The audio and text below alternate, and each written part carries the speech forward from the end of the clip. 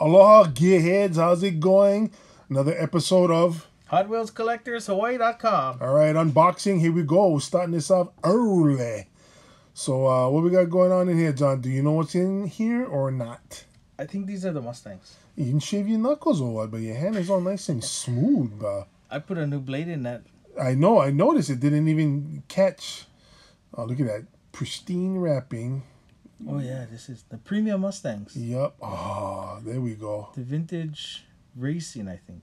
Vintage. Is that the price tag right on the damn thing? Yeah. Well, it's a good thing you open your stuff, because I'd be pissed.